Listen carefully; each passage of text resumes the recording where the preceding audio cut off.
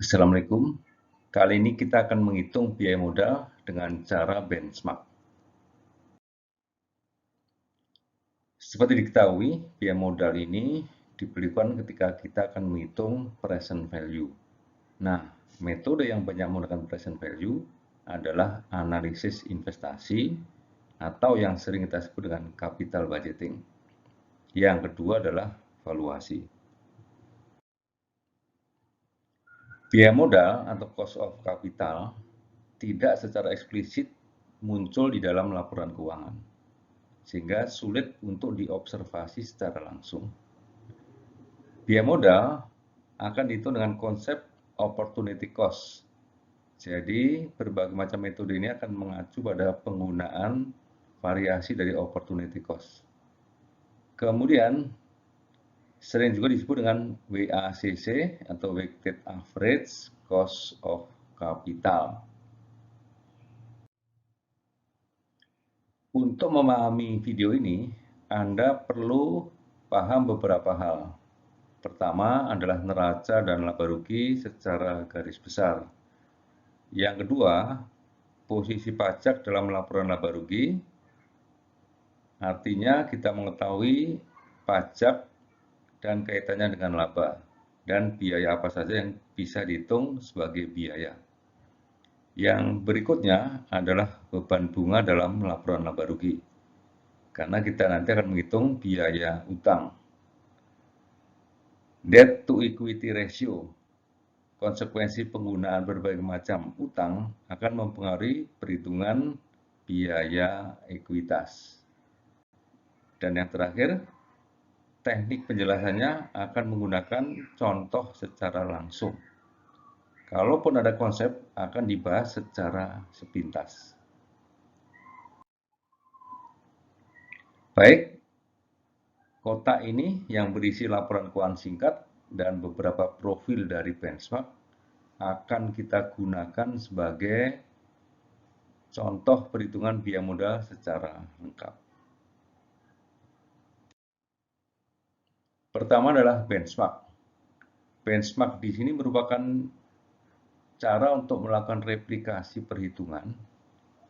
Jadi, maksudnya adalah meniru atau mengambil contoh. Nah, ini akan diambil dari perusahaan publik yang datanya tersedia secara gratis. Syarat untuk menjadi benchmark, jadi yang pertama adalah bisnis yang digunakan sebagai benchmark tersebut sangat mirip dengan bisnis proyeknya atau bisnis yang akan dihitung. Kalaupun tidak mirip, maka cari yang sangat mirip, walaupun mungkin 80 atau 90% mirip.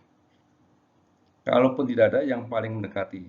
Jadi artinya kita mencari kondisi terbaik yang masih memungkinkan untuk digunakan sebagai benchmark. Ada beberapa identifikasi yang perlu dilakukan.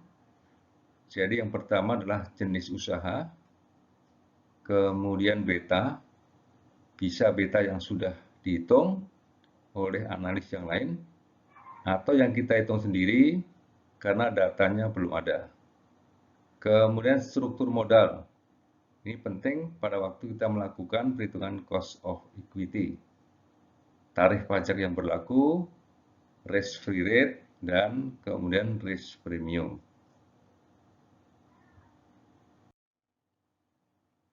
Kemudian data proyeknya. Maksudnya adalah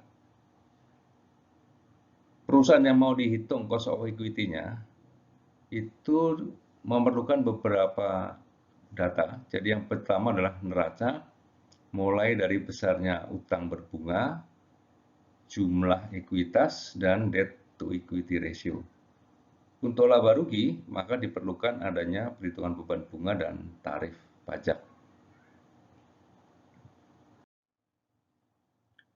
Rumus dasar dari cost of equity adalah berdasarkan konsep capital asset pricing model atau CAPM,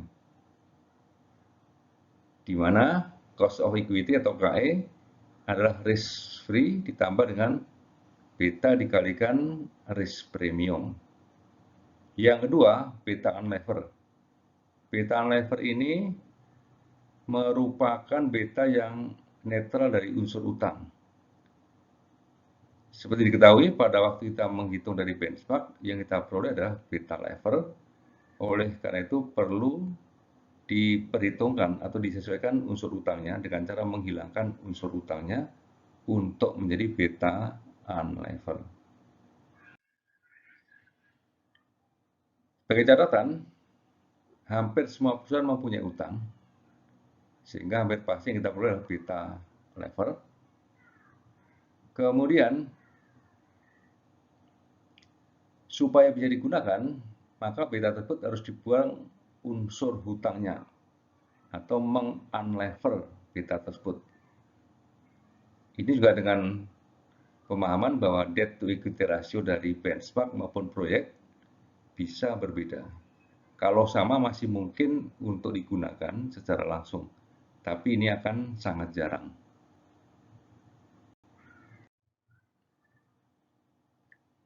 Kemudian menghitung biaya hutang. Dasar perhitungan adalah menggunakan beban bunga yang muncul di laporan laba rugi dengan catatan beban bunga tersebut merupakan beban bunga yang sifatnya gross. Maksudnya tidak ada unsur pendapatan bunga dan tidak boleh ada unsur pendapatan bunga.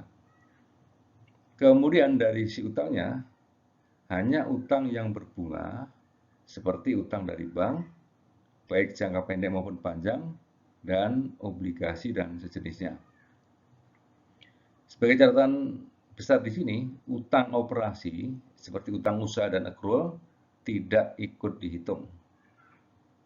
Setelah ketemu utang, jumlah utangnya, maksudnya utang yang berbunga dan kemudian beban bunga, maka akan bisa dihitung tingkat bunga yang muncul berdasarkan data existing perusahaan tersebut. Karena data itu sudah muncul, kita tinggal memotong pajak.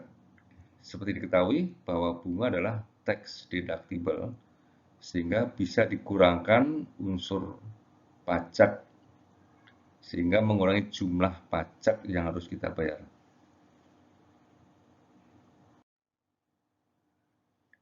Kemudian menghitung biaya ekuitas. Yang pertama, kita ambil data yang berasal dari benchmark terlebih dahulu.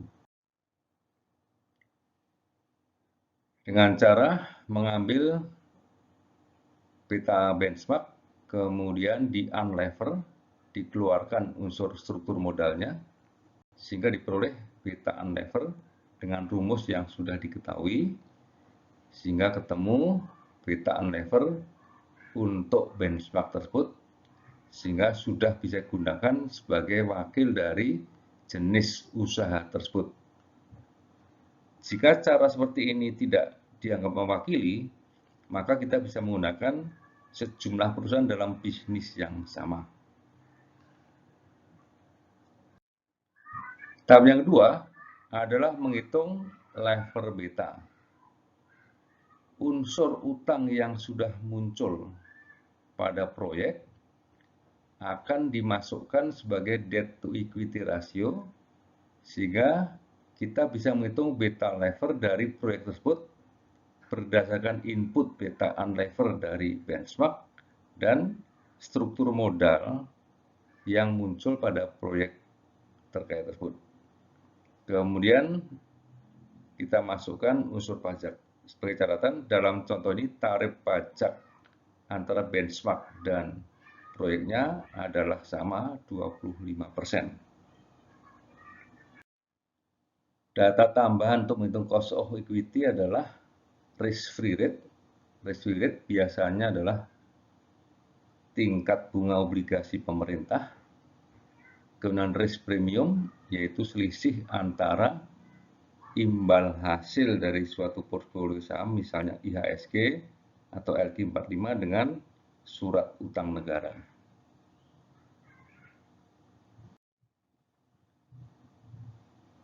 Kemudian kita menghitung weighted average cost of capital. Nah, ini kita lihat bahwa Kita membutuhkan pertama kali adalah bobotnya itu sendiri, yaitu bobot dari utang dan ekuitas untuk perhitungan WACC.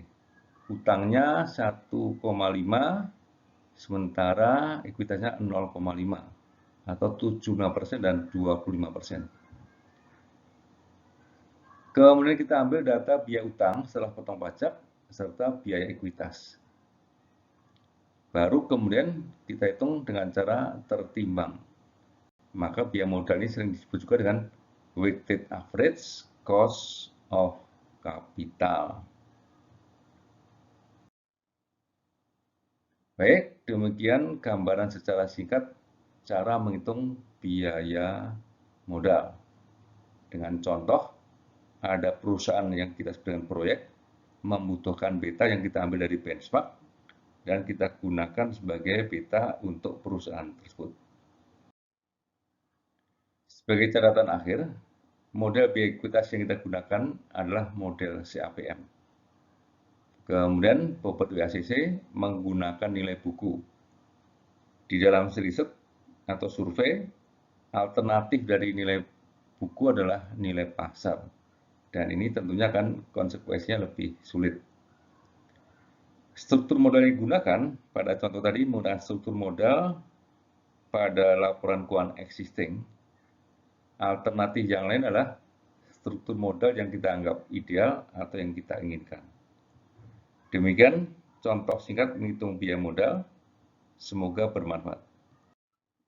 Wassalamualaikum warahmatullahi wabarakatuh.